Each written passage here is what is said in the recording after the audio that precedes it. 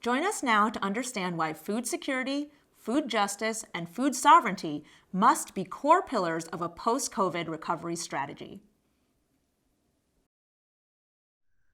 So welcome everyone to this insightful online session on Synergizing SDGs to achieve resilient food systems. My name is Sofia Cavalleri, and this is my colleague Kuntum Melati. Hi everyone. So we are from the Stockholm Environment Institute Asia office, and we are based in Bangkok. I'm doing a joint PhD with the Stockholm Environment Institute and Chulalongkorn University. And I'm working as a research associate on a policy specialist related to the Achieving Sustainable Development Goals 2030. And SDI itself is a think tank organization, and we are working on the issue of environment and development, including on urban food security, climate change, water, and also gender. Yes. So we will be the main moderator and host of this event, and this event will be about food and nutrition security. So to provide a little bit of background, little progress has been achieved towards implementing SDG number 2 related to zero hunger in Southeast Asia and the Pacific. We have recently noticed that COVID-19 has disrupted our linear mainstream food system.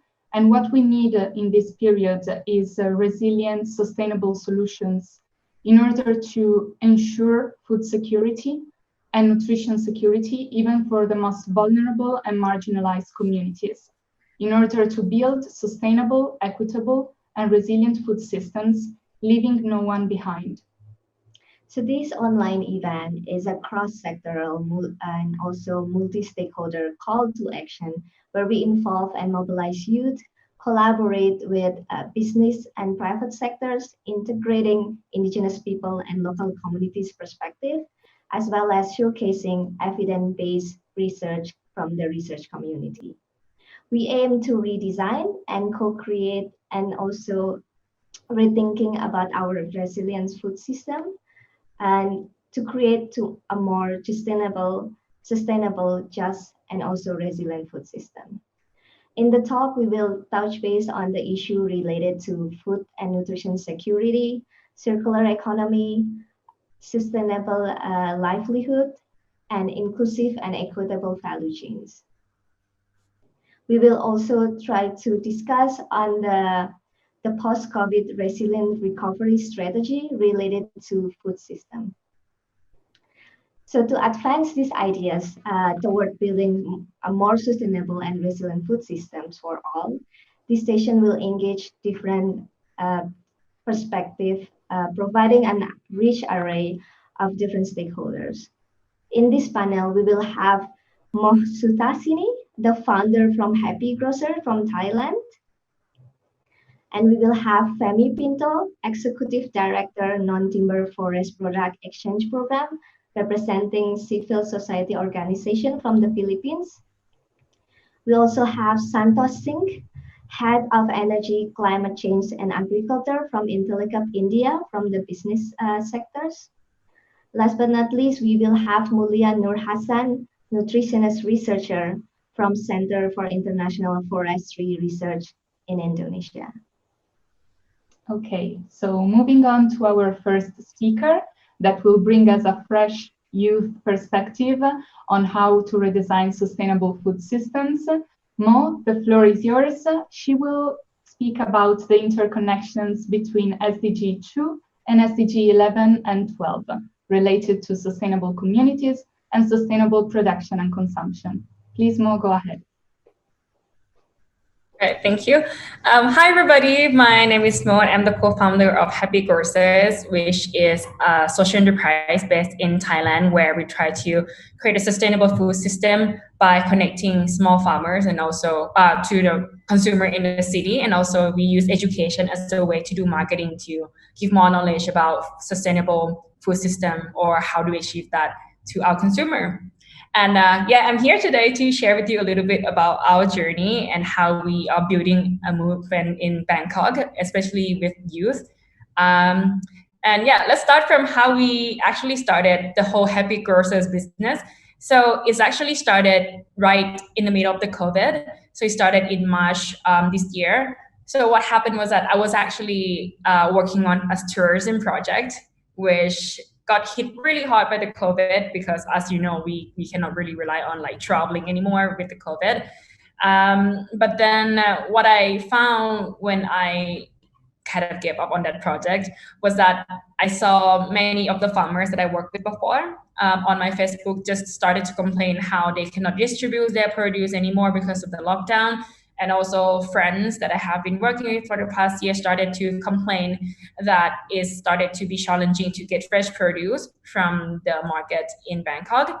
So what I thought at the time was that when I already know the producers and also like the buyer at the same time, maybe I should start a delivery service that connects the farmers that I know to the friends that I know as well. So I started just like a small Facebook post on my social media, but then actually like a lot of people were interested. So I got like 20 to 30 orders at once. And yeah, and that's how it started. So it actually took me and another of my friend who is my co-founder, a garage and also 24 hours to make this startup happen. And it was actually a really good progress for the first 2 or 3 months. But then as we started to have a slightly strict lockdown in Bangkok, things started to get to normal. And that's when we started to realize that we really need to step up our game because you can find good food everywhere in Thailand, and just having a delivery service company is not enough. So then what we tried to do at the time was that we have to re-strategize our business. And what we decided to do is to do a research to find our identity.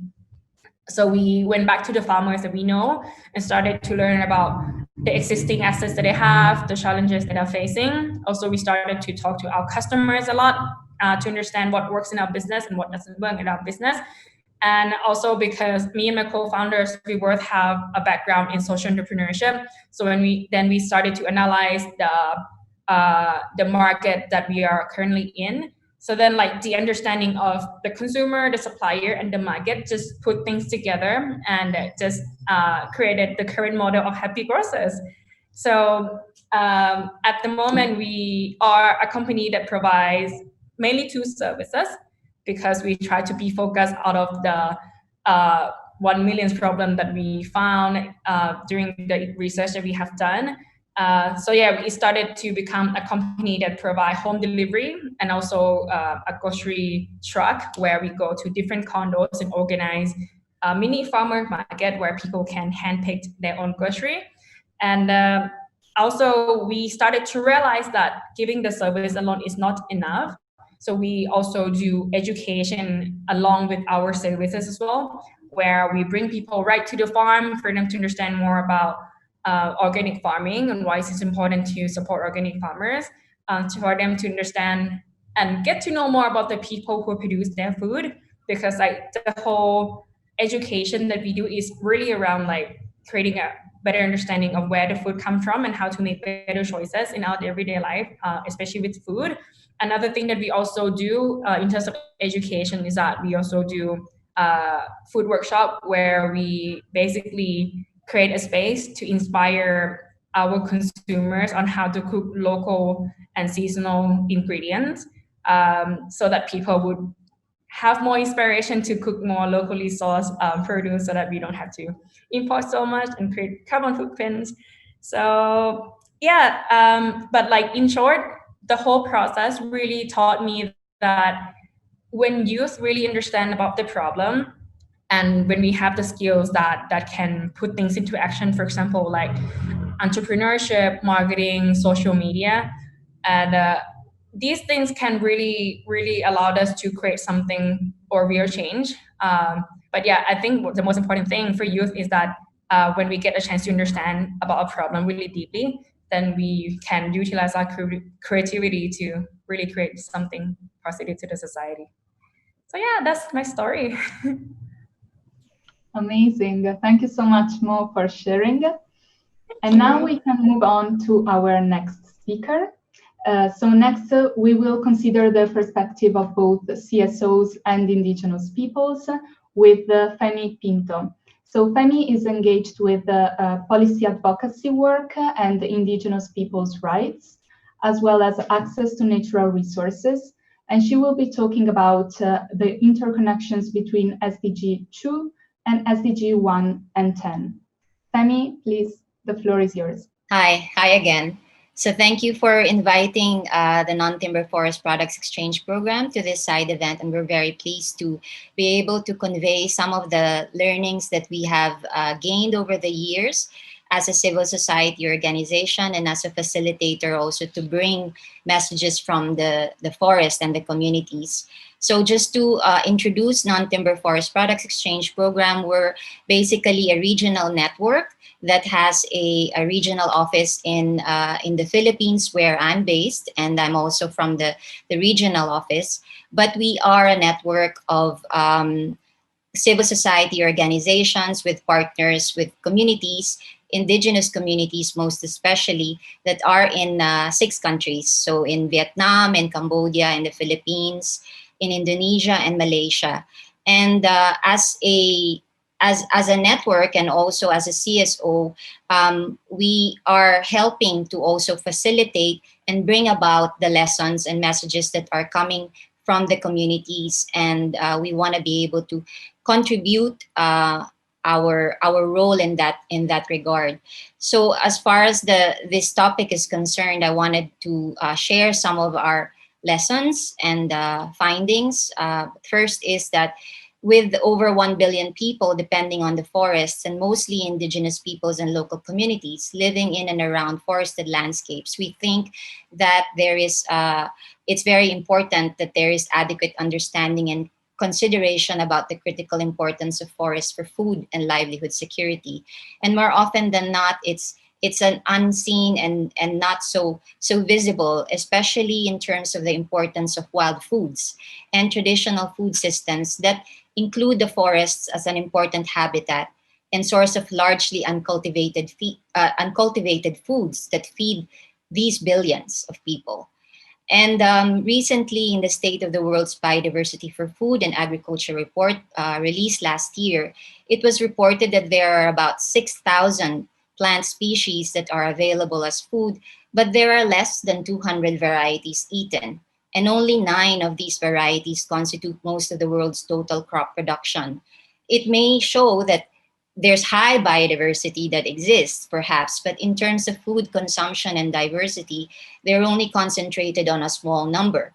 The world staples have been redefined over the years: rice, wheat, maize, potato, sugarcane, all palm fruit, etc. And that has refocused and caused for traditional food plants, for example, to be given lesser attention and value. In some cases, there are subsidies that are provided for marginalized communities for them, but these subsidies are for rice, wheat, and then modern staples, basically. And the production of these crops have taken over territories of life of indigenous and local communities. Traditional food and crops are displaced by the modern staples and changing the face of local diets. Another aspect that I wanted to share is that wild foods come from a combination of foraging foods in the wild or harvesting in fallows or edges of forests. So I wanted to talk about some of the traditional food systems and practices like rotational farming or shifting cultivation practice being now also on the decline due to either a policy prescription to ban shifting cultivation or a practice shift taken by the communities themselves because there's an incentive for planting more modern crash crops. Then again, that changes the course of food availability and quality for these communities, causing also impacts on community diets and health. Another aspect that I wanted to share is about traditional knowledge. Forests are a repository of traditional knowledge and systems of harvesters and farmers, women, men, elders, as bearers or purveyors of these knowledge. A decline or shift in practice ultimately may lead to the demise of this valuable knowledge along with the destruction of the forests or the displacement of these people and their traditional livelihood. So we're thinking policies on food security. We define food security as also including access, availability, utilization of food for critical populations, but these must take into account the role of forests and the important traditional food systems and knowledge of the indigenous people and local communities. In this time of COVID, it becomes quite important and very relevant, especially when human health holds primacy. So forest, the source of plant and animal sources for food and health, medicinal plants. These are vital for people in the forest, but also can be beneficial for people living outside. And we already see that many people living in the urban areas, they are looking for natural medicine and all that. So more than billions could benefit from protecting the forests rather than from destroying or transforming the forests. Policies for forest protection, conservation, forest restoration, and rehabilitation could be vital policies and should not be viewed just for the trees, but also for the ecosystems and public goods it provides, including food security. It is also interesting now with the pandemic, we see that some of those who are still keeping their traditional practices, these are probably the ones who are staying resilient and then they maintain their enclaves of self-reliance and they are coping well. And in fact, they are also sharing some of the bounty of their forests. Maybe to sum up, basically from these examples, we just want to say we call for attention and action on wild foods, give critical attention to these, the importance of policy action to recognize and act upon vital link to food security, recognize indigenous community conserved areas, recognize customary tenure, recognize and revitalize also traditional food systems. And that's basically it. I think that that the role of the forest, the role of the people living in the forest and their traditions and their systems are quite key to answering important questions about food security and the future that lies ahead because of what we're facing now.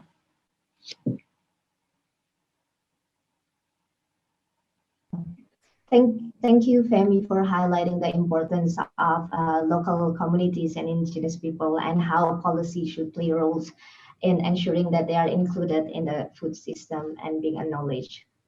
So the next perspective that we want to hear is, as we mentioned, as food system is to look food system in more integral approach, and private sectors and business enterprise mostly seems to be considered as not in the system. So we will hear a very interesting perspective from Santosh from Intellecap India. Santosh has been working extensively in the scope of agriculture circularity. So we will hear like the connection between when we're talking about SDG2 on zero hunger and also in integrating sustainable consumption production on SDG 12. Santosh, please kindly share your experience. Thank you. Thank you for giving me this opportunity. And also it's a privilege to be on the single guy on the all-women panel. I really love it. So good morning, everyone. I think we are in different time zones. So good morning, good afternoon, good evening, whatever applies to you. But let me just quickly start with giving you an introduction of the group that we work for. So Intellicap Aviskar Group is pioneer in providing innovative business solutions that can be scaled and profitable for impact causes. So we focus on those businesses which have either social or environmental impact. That's our core. And we do this by providing these enterprises knowledge advisory, networking platform, and channelizing capital to them. The SDG goals, social and environmental impact, are the guiding principle in whatever we do. So that's why we call ourselves Impact Enterprise. We started our journey 20 years back in India, but now we have footprint over more than 30 countries across Asia and Africa. And The group consists of an equity provider, a debt provider, and advisory services provider, Intellicap. Now, coming back to the challenge that I have been asked to speak about, the challenge of SDG2 in the context of SDG 12. So, how to achieve SDG 2 that focuses on providing affordable, nutritious food and eradicating hunger, as well as SDG 12 that aims to achieve responsible production and sourcing. I must say that we cannot achieve SDG 2, that's the goal of eradicating hunger, without focusing on the other SDG 12, that's sustainable production and consumption, because this will defeat the whole purpose. These two SDGs, 2 and 12, are inherently interlinked.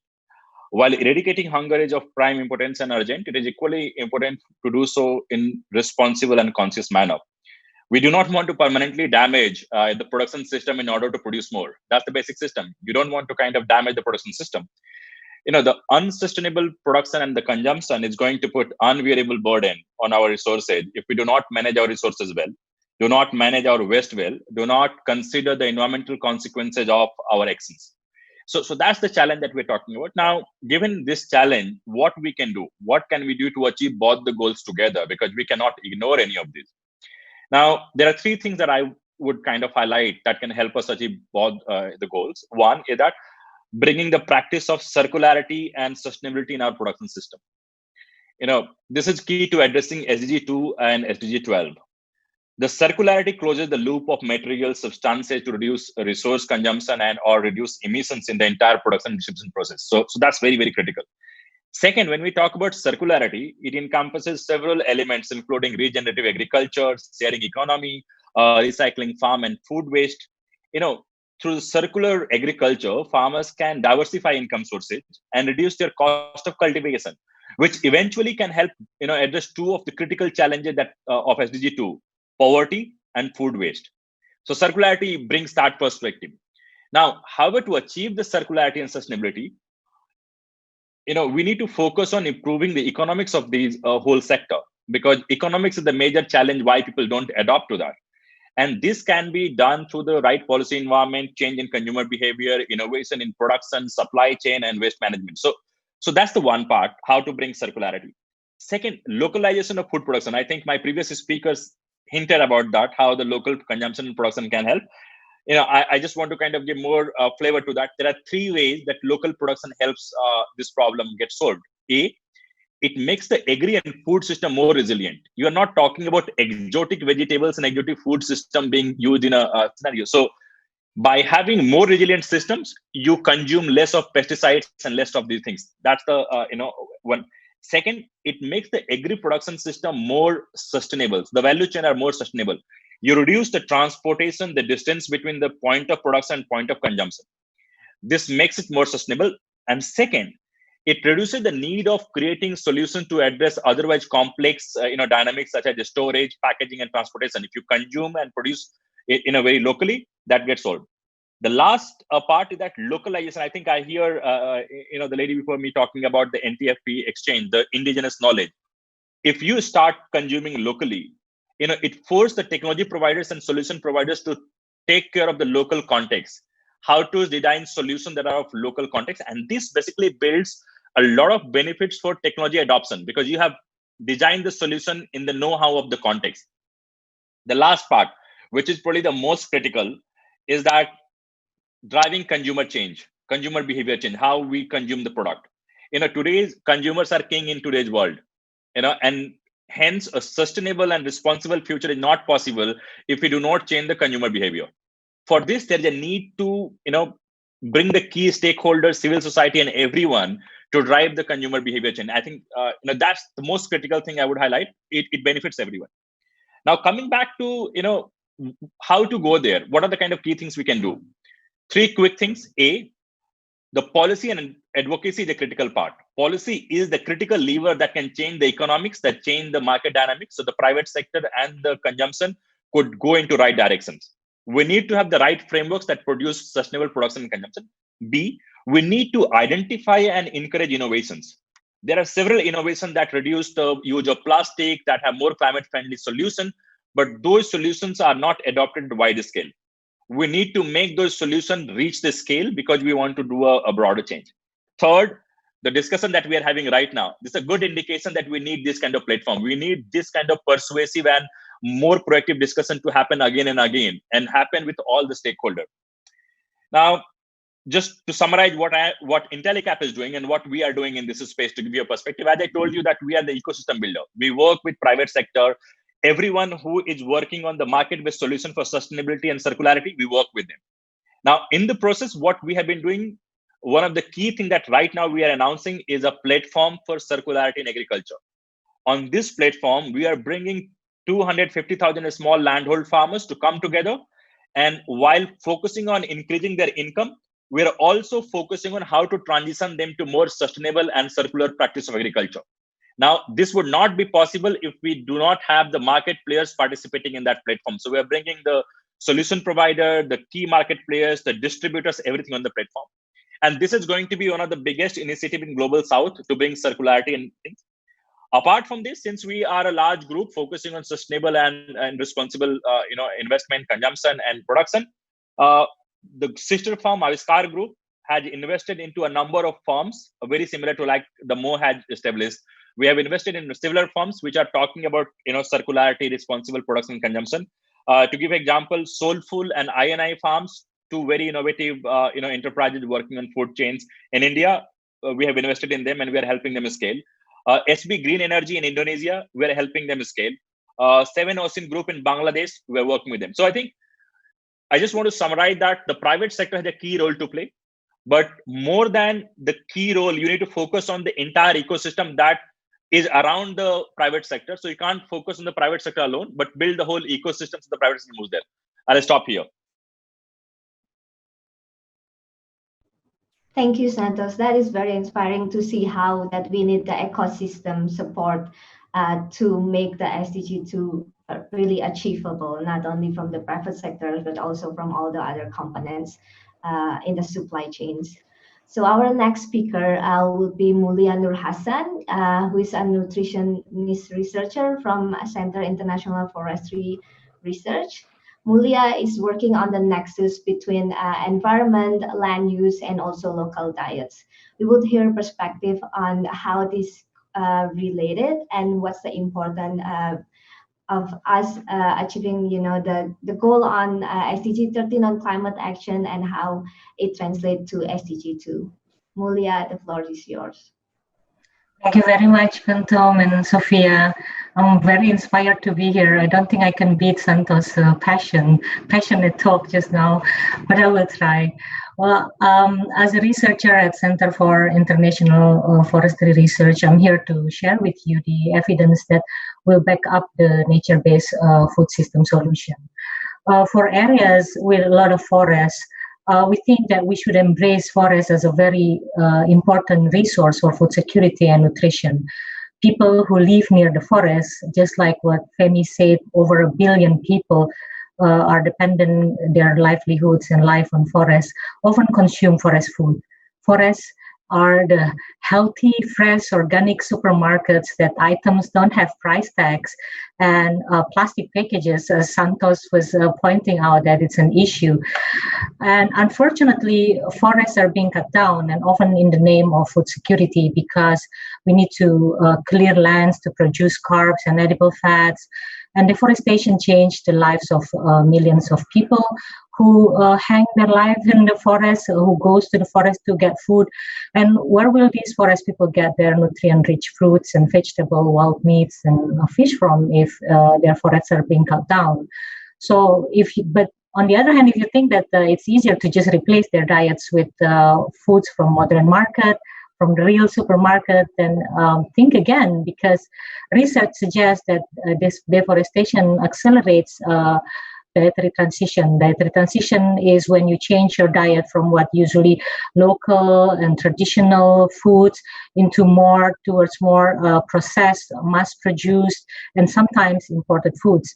And unfortunately, these kind of foods are associated with overweight, obesity, and communicable diseases. And we know this is an issue in many parts of the world at the moment.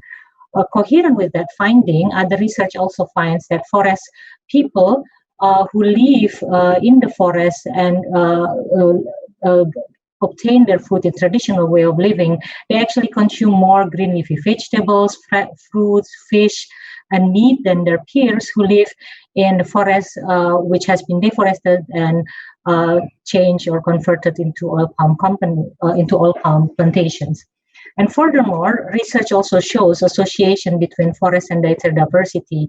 You know, one of the best indicator of micronutrient adequacy is how diverse your diets are. So if in one plate you have a lot of species of plants and animals, then you're probably better off in micronutrient adequacy. And the more species of animals on your plates, then you probably are healthier in your diets. So high exposure to forests cause children to have higher dietary diversity, so much so that the impact of forests on their dietary diversity is comparable to the impact of nutrition, agricultural programs to dietary diversity. It's incredible. And not surprisingly, that when you deforest, then the dietary diversity of the people who live in the forested area decrease also. And the children in the forested areas whose parents work in oil palm plantations were more thin than their children who their peers who who live in traditional households, and also their mothers are more prone to anemia. And those are what I call the feasible benefit of forest to food security. And I haven't even begun to share with you the evidence from infeasible contribution of forest to food security and nutrition. There are a multitude of ecosystem services provided by forests and trees that simultaneously support food production, nutrition, environment, and human health. For example, there is evidence that trees improve nitrogen availability, water use efficiency, increase yields, all of which are important for food production. The proximity between forests and farms actually improve soil nutrients, and there are also evidence that says forest proximity improve productions of fish and aquatic animals and livestock in the areas near forests. So in the interest of time, my bottom line is that forest, trees, agroforestry provide variety of healthy, fresh, accessible, affordable, culturally preferred, nutrition-dense food. They also provide ecosystem services that support farming system and contribute to their adaptation to climate change.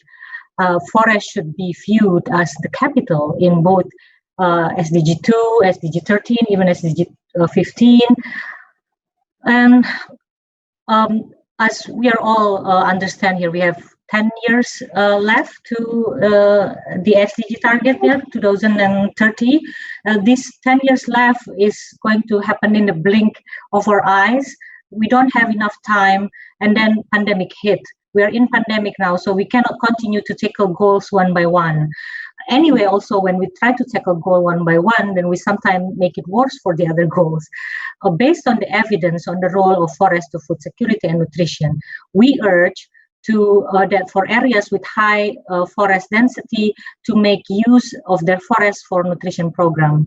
We urge for forest-based food security and nutrition program that will keep forests intact, feed the local people, diversify their diets, and enhance the ecosystem services of their surrounding. Thank you. Thank you, Mulia. That is very interesting topic, and I'm really glad that you highlight how SDG 2030 as the whole SDG goals, 17 SDG goals could not be taken one by one. And we could not do a cherry pick which goal that we really want to achieve while we're neglecting all the other goals.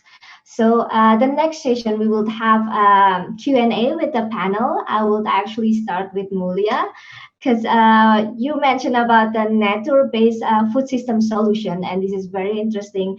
As you know, the narrative that we have is like in 2030, there will be like a jump of high population and we need to feed the world.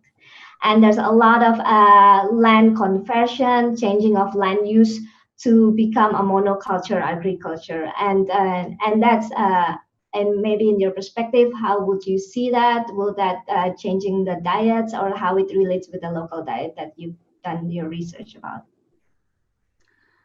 Yeah, thank you, Kuntum. I'm happy you highlight that, but it's a pretty difficult question too. land use change are intertwined with diets in a way that first, what I have in mind is the deforestation often done in the name of food security, that we need to clear lands, to deforest, because we need to provide agricultural lands to grow food for the growing population. And I think Femy pointed out a little bit that this has been the system that has been with us for decades, but doesn't mean that it has been working out. We focus so much on increasing production of energy food that is high in energy to provide for the whole population, the growing population. But this approach has been used for decades and also destroyed biodiversity of the local food system. And again, Femy pointed out also similar concern that we have, like our biodiversity have about 75,000 edible plants, but 200 species are domesticated and only 15 crops account for 90% of food energy supply. So our diets are becoming homogenized everywhere. Wherever you go, where everyone is eating more or less the same about these 15 crops, diets, and a little bit some types of fish, some types of cattle, but they're also more or less the same. So these homogenizations of diets won't do good to our dietary diversity. So this is how they are linked primarily. And secondly, and still related to that, our landscape is so diverse. Indonesia, for example, is an archipelagic country. Everywhere in different places, they have their own local food systems and local diets and traditional foods. So changing landscape for mass food production disconnect landscape from the local food system. People are no longer consuming their local foods. And then pandemic hits, everywhere is locking down, and people are not that resilient. And again, probably these people who are still relying on their local food system could be the more resilient people. And this also, the type of food that has been supplied by the global food system are not necessarily healthy. They supply us with energy because they concern so much about the supply of energy for the whole population, but not necessarily supplying us with diverse micronutrient sources. So I guess what I'm trying to say is that our landscape is diverse, and the diversity shape our food culture, and then this also influence our dietary diversity, and we should embrace this diversity the way that Happy Grocers do, supporting local foods and local economies. Isn't it going to be wonderful? That indeed sounds very wonderful, and we hope that the future will be shaping like that, with using the platform as well to raise awareness. So my next question, yes, we are here to do the collective action, am I right? So my next question would be for Santosh. As Mulia also pointed out about the importance of forests, and I think Santosh makes a clear highlights on, like, we need to manage our resource well, and that's really the key point on this. And Santosh, in your experience, could you share any best practices that we could scale up or like maybe duplicate on the need of circular agriculture? Because we know so far the business as usual doesn't work, and our agriculture more and more a lot of intensification in the name of food production, and this doesn't seem to be an effective way to address the SDG 2. Thanks. I think I would like to highlight one part that there are several best practices, because if you look at agriculture, it's a very, very diverse production system. You're talking about in the pre-harvest best practices, post-harvest best practices, consumption best practices. There are a number of things how you do that. And the good part is that we have best practices across the entire value chain. So you can think of best practices. I can give some examples where the private sector has laid this, things, and I'll come back to some of the challenges why it is not happening more. So just to showcase that it is not only the best practices that you have it, you also need to make sure the best practices get replicated everywhere else, because otherwise they will be confined to that. So, there's a company in Thailand and Pakistan which achieved 20 to 30% of increased yield by just informing farmers about when to sow and when to harvest. They just give the weather data and make the farmers more aware. A simple input increase the production system without consuming more resources, right? So you increase the efficiency of the existing production system. A company in Vietnam, Mimosa Tech, they used precision agricultural system in coffee farming, and they reduced the water consumption by 18%, consume less energy, and increase the productivity. Now, another thing where you are kind of solving problem by reducing the consumption. So while you see increase the productivity, reduce the consumption. Another example is that where the sustainable consumption is being promoted by companies which provide you information about the source of production, from where it is coming, so you can understand what kind of production system, what kind of information you have about that. These waste practices, I think we can give you more examples, but the one thing that I want to highlight, because ultimately we want to see why these waste practices are confined to special cases or to a certain geographies. In order to make this whole system responsible and circular, we need to transition from existing practices to the best practices we're talking about. And this transition has a cost. The transition has a cost, and often the cost is to the small landhold farmers. You expect the landhold farmers to bear that cost. And the challenge is that while the cost is private, the benefits are public. He is not going to benefit from this. So it is very irrational to expect the small landhold farmers to bear the cost of our transition. What we need to do that, we need to bring the private sector and other stakeholders who are part of this value chain to bear the cost of transition. So I think the request from my side would be that whenever a farmer or a system go through a transition, we need to identify how we are going to fund the transition, how we are going to cover that cost. That's very critical. Now, private sector, since I represent private sector and I work with that, it's a very critical cog in this whole scheme of things. Private sector is the only thread that connects the production system to consumption system. If you see that, when you produce and consume, there's a private sector who does the distribution, branding, marketing, and everything. Now, they can play a very critical role in spreading the cost of transition across all the value chain members, and not only to the farmers. So the customer can participate in the cost sharing by paying more premium.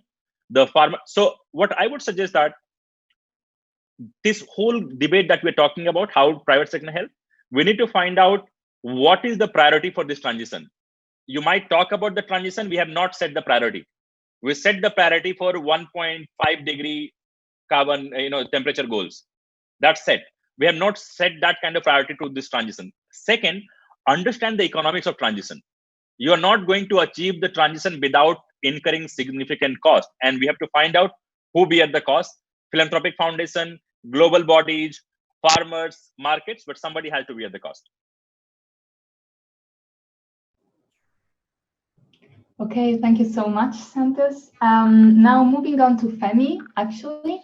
I would like to ask you, how can we facilitate the knowledge exchange and learn actually from indigenous peoples, as you were talking about before, by supporting traditional ecological systems and traditional indigenous food systems, and also supporting traditional ecological knowledge?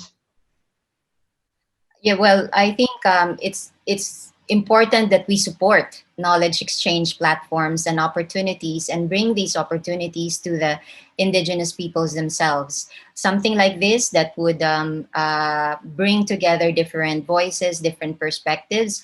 I think this has to be supported more. It would have been good also to have really from the indigenous community to be here as well. But I think there are opportunities, and I think we need to see more of that.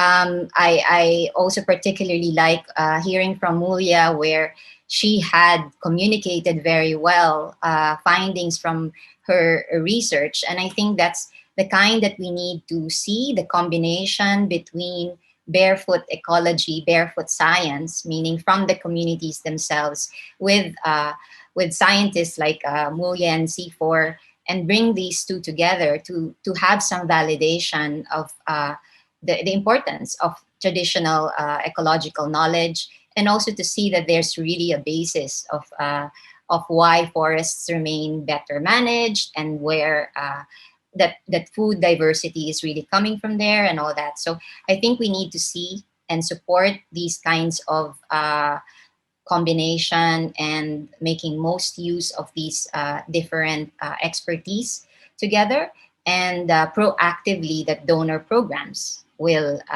really support these initiatives and these steps, and that they are actually important parts of a process of policy making. So we also want to encourage and actually maybe even push it really to become a requirement, perhaps, that there should be that these opportunities brought in, this knowledge exchange be brought in, and the voice, inclusive voice, be brought in into policy making, especially for food security. The last point I wanted to make is also sometimes this policy making is done sectorally.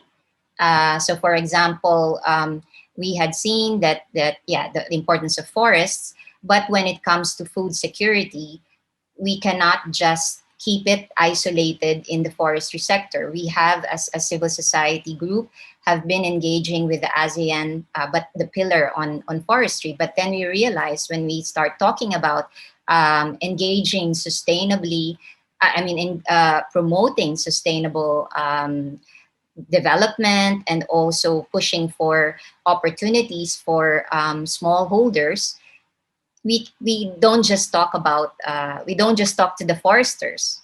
We need to also talk to the other departments, the other sectors, but sometimes they don't talk to each other. So I think platforms that bring about these different stakeholders, but these different sectors as well, need to be the platform for the knowledge exchange and making most use of that for policy making. So. Thank you so much, Femy. And actually, knowledge exchange is another way to reframe SDG 17 about partnership for the goals. So it's very much relevant. So moving forward to our last speaker, our youth representative, I would like to ask Mo. So there are many problems about the food systems that we currently have. One of these is food waste. If you would like to add something on how our generation could tackle this huge issue and how Happy Grocers is tackling it. Actually, I feel like the most important thing that really give us or really empower us to do the work that we do is the power of believing in starting small, because there are many cases where young people are like, oh, you're too small to do this, you're too small to do that. But then at Happy Grocer, we really create that culture where it's really okay to just start small, because everything has to start somewhere, right?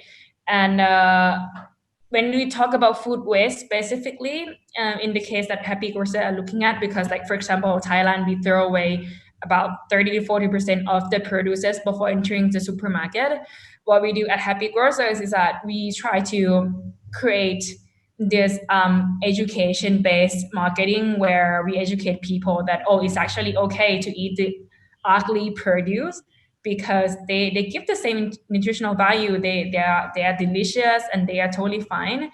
But and we also like try to create this empowerment amongst our consumers that just trying to eat this ugly produce can actually be like the small start that they can do to also prevent food waste as well. And also like when we can curate this trend among our consumer, it's really important that it's really possible for us to inspire businesses, not just Happy Grocers, but also other businesses to kind of lower their standard in the way they screen their produce and start to accept more of the produce that have maybe little dots on it or are not super flawless. So yeah, but if we talk about like how youth can take action in general, I would say like what I mentioned before in my speech at the beginning, that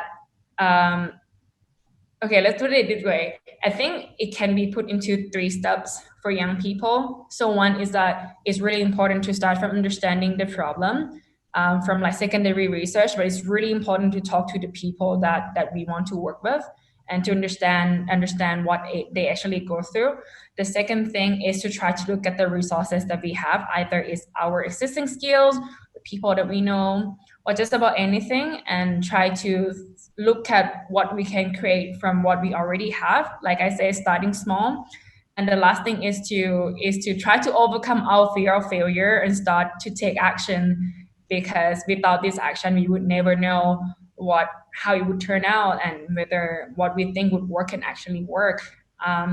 So yeah, in short, I feel like for young people to start a movement to reduce food waste, it could start from believing that our small actions matter.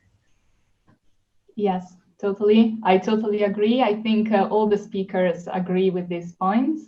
And in order to wrap it up, we have heard very interesting stories and experiences from different perspectives, from the youth, indigenous peoples, research, the business sector. And each one of the speakers has brought a different insight or a different perspective to the topic, touching on different SDGs. So what we would like to see for the future, the next steps to achieve Agenda 2030 would be to envision and redesign more sustainable, equitable, and resilient food systems. And these food systems should give visibility to everyone, to the most vulnerable and marginalized communities, and they should ensure that ecosystem services are preserved. So cultural, regulating, supporting, and provisioning ecosystem services are preserved for future generations. Yes, echoing what Sofia already mentioned here, we believe that as part of the global citizen movement, it is time for us to challenge the global food system that we have now to become more inclusive, more sustainable, more diverse, on right base, and also ecologically sustainable. So we hope by bringing different perspective and providing alternative solution, through collaboration, partnership, and synergies, we will ensure that no one leave behind in achieving SDG 2030. So it is essential to rethink and redesign conventional agricultural practices, and also looking at the whole sustainable value chains to have a more circular approach. And in doing so, we believe that collaboration with multi-stakeholder, intergenerational, and also multi-sectoral is the key. Thank you for tuning in with us, and we hope that our spirit, our insight, and our experience will somehow inspire you and encourage you to be part of a movement to achieve a more resilient, just, and sustainable food system. If you have any follow-up questions or comments, please feel free to connect with us, and we will wrap up this session, and have a good day.